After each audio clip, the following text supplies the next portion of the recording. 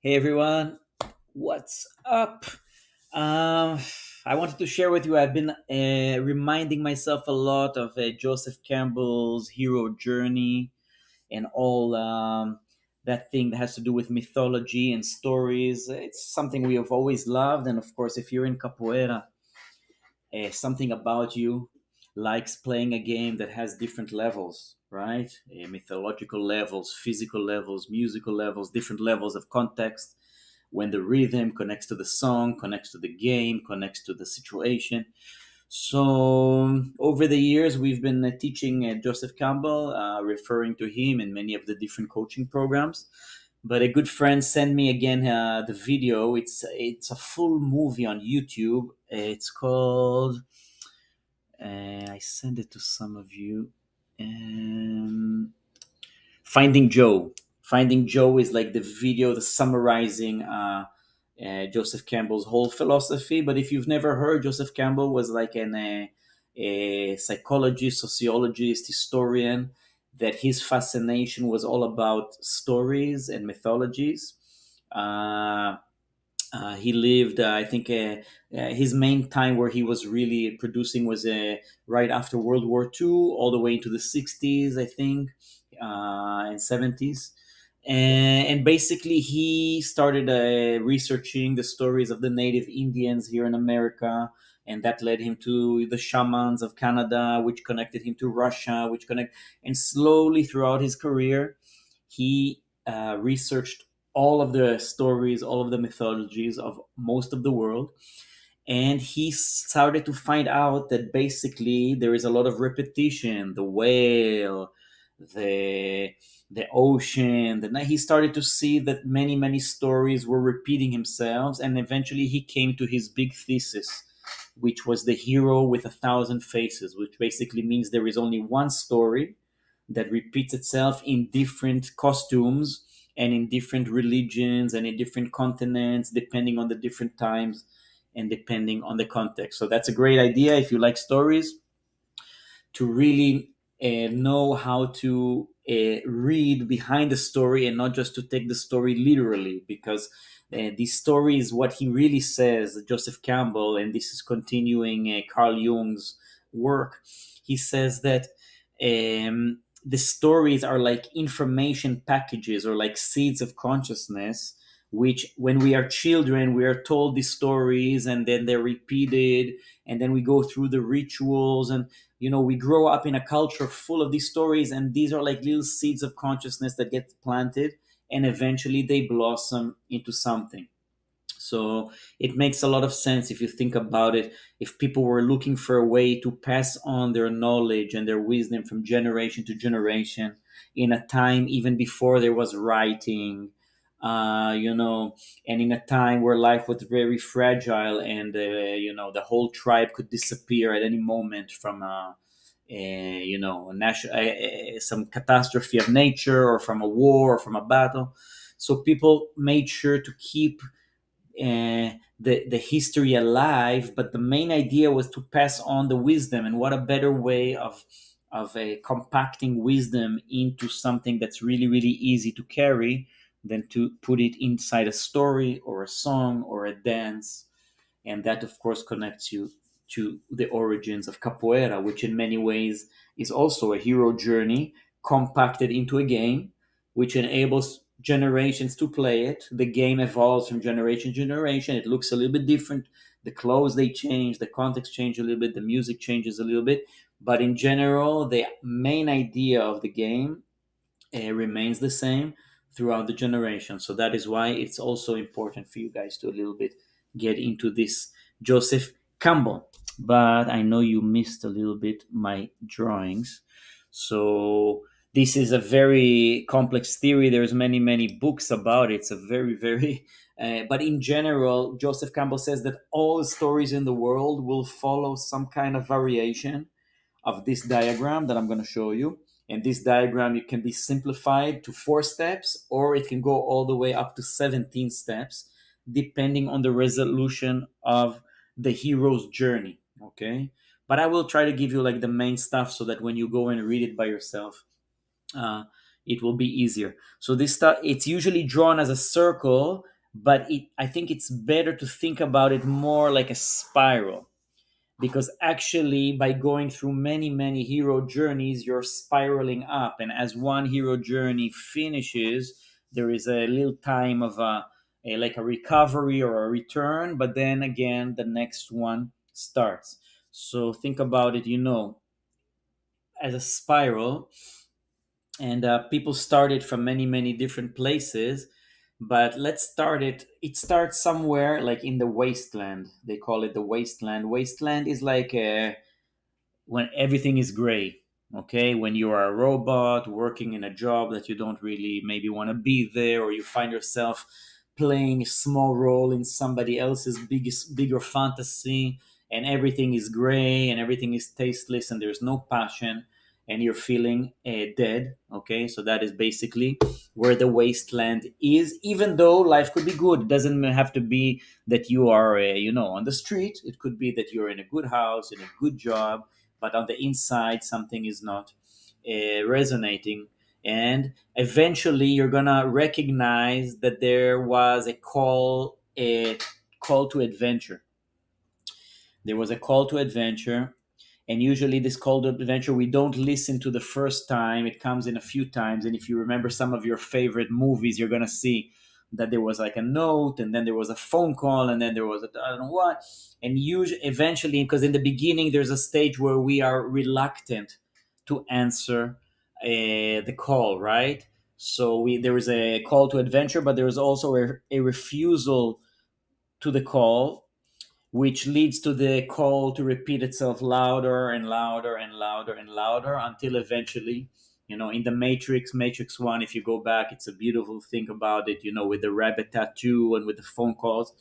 You see that happening perfect. But for example, let's bring it down to earth. You're in the office at 4 p.m., looking at the clock every 6 seconds. It looks like time is going slower and slower. You're so tired, right? And then you have a reminder, jump on your phone that today there is Capoeira class, right? And by now you're so drained out of energy. The only thing you want to do is go home, open a beer, sit on the couch, right? But our devices are so smart today that even if you close the pop-up when you come to leave the office, it pops up again, or somebody sends you a message on WhatsApp, hey, you're going to be in class today, and you're like thinking of not going, but the last second when you go to put in the GPS, either you're going home or you're going to class, you see that going to class is less traffic, so you're like, okay, whatever, I'm going to class. And then eventually you answer the call. And the third step, usually in this part of answering the call, is that you get to meet some kind of mentor. And sometimes this mentor is a real person in some kind of more fantastic or later parts of the journey.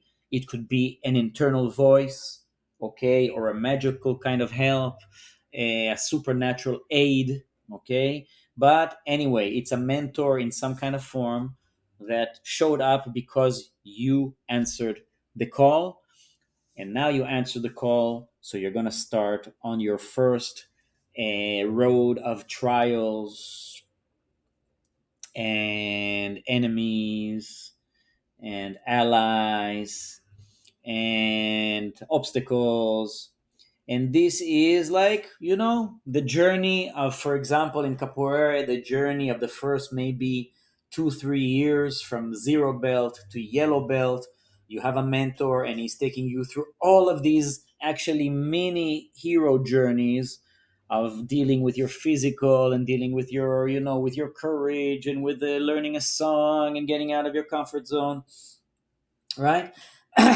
So this whole area is what some people will call 3D. So if you hear a lot of talk now about 3D, 4D, 5D, so this would resemble the 3D area um, of the journey, because most of the obstacles are still happening outside in the real life with your body. You're using your body, you're learning about your body, you're dealing with your appetites, with what to eat and how to train and how to do the techniques and all that stuff, and gaining knowledge and using that knowledge and making friends and having small enemies. Okay. And this could also be easily like the stage when you are building your community for the first time, right? When you're building your first generations, that would be the example of this part, where you're going through all this thing of having advanced students and how to deal with it and how to make the right decisions, and it's pulling you in all directions, and I have to survive, and I will lose money, but if I this, and this is what my inner voice says, and this is what the other people say. So this is where you are at, and this is where also there is the first threshold, the first sort of a threshold, the first sort of like a border crossing, into something else, because you can be stuck here your whole life, or you can be stuck here for like many many years, but eventually there's going to be something that's going to push you over a threshold. Okay. Sometimes it could be an inspiration, that you come back from an event and you get so inspired, and this inspiration pushes you past the threshold. But most times in life it could be unfortunately something less, less pleasant, like an injury, like a serious injury that makes you reassess everything, or losing a lot of students at a time, or some sickness in the family, or it could be something that's a little bit more life shattering, life rattling, that really pushes you past the threshold. So if you go back to the hero journey and think about your think about the classic stories, like Matrix or Indiana Jones or whatever is in. So this would be sort of the training phase, right? Where there was a little bit of trouble in the beginning of the movie, but then you're training in Matrix. He's downloading all of his kung fu, all of his skills. Life is going good. Usually in the movies, they really, really, this is like the 10-minute part that goes really fast, but actually in life this could be 10 years, 12 years at a time. Yeah, where you're downloading new abilities and new things that you're going to need for the bigger journey, and many times you're not even aware that that bigger journey exists. You might think that you're stuck here in this grind, but this grind is leading to some kind of expansion. Okay, and eventually you will pass the first threshold. So um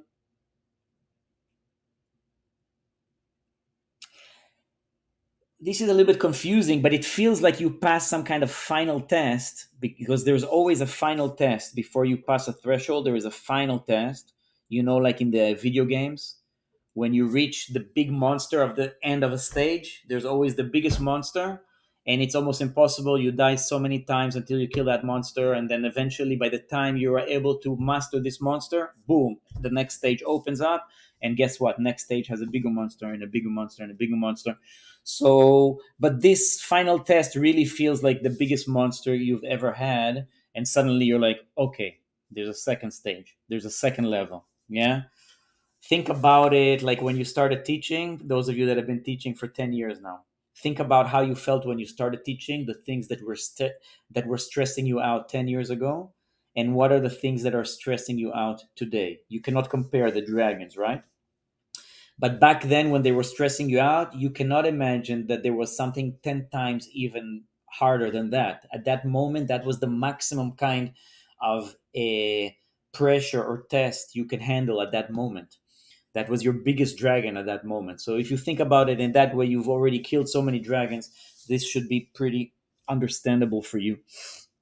But once you do some kind of final test, you're in a new threshold, and you're approaching what Joseph Campbell called the innermost cave. Okay, you let's call it the cave, the inner cave.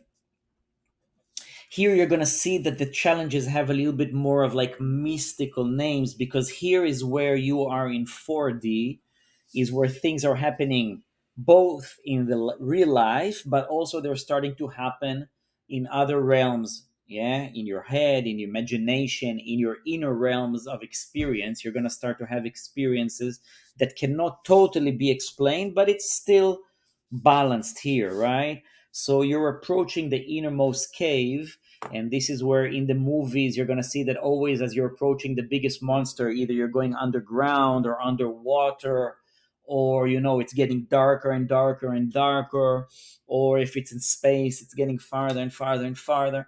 But you're getting out there, and slowly stuff is happening less and less in reality and more and more in other realms. um, but here you're going again, you're going to go through an echo of the same trials and tribulations that you went through. You're going to go through it again, but now it's going to happen just at a different kind of, in a special world. Yeah, in the movies, it's always in the special world. So in The Hobbit, uh, they are called for the adventure, but the first movie they're still in their homeland in the Shire, and only towards the end of the first movie they're entering, the more magical realms of the second movie and the third movie. So, by the way the three Hobbit movies, it's one book, but the way they did it in three movies, it's really movie one, movie two, and movie three. So it's also very nice to see that, yeah, the separation, the leaving the magical land, and the return. Yeah, there's the whole adventure on the way uh, back. Well, anyway, guys, I'm not gonna do the whole thing here. This could be like, maybe one day we can expand on it. But just to show you how beautifully even capoeira is beautifully matched over many many theories, many many theologies, many many other ways of doing stuff. In many ways I feel that capoeira could almost be like a physical practice for Joseph Campbell's hero journey. It happens automatically, but already for many years we do that. The batizado is a kind of a hero's journey. The formatura is a big hero's journey of the small batizado. So if you think about it, everything keeps growing, but it's always in this kind of cycle. Remember when you came and you saw the advanced students doing backflips, like flying in the air, you were still not confident even to move your body. Yeah, so that did look to you like something that's not even possible for you, but eventually, through going through a lot of trials and tribulations, you saw that if you set the goal, and if you do the exercises, and if you show the discipline, suddenly you manage to do a backflip, something that didn't even look possible to you. But for most of you now, you don't even think about the backflip. The backflip is just part of entering a bigger game, right? So think about how many times you've done that, and if you find yourself at a certain point now, which is a challenging point, uh, maybe you can use this kind of tool to help you figure out the next stage. Have a great weekend.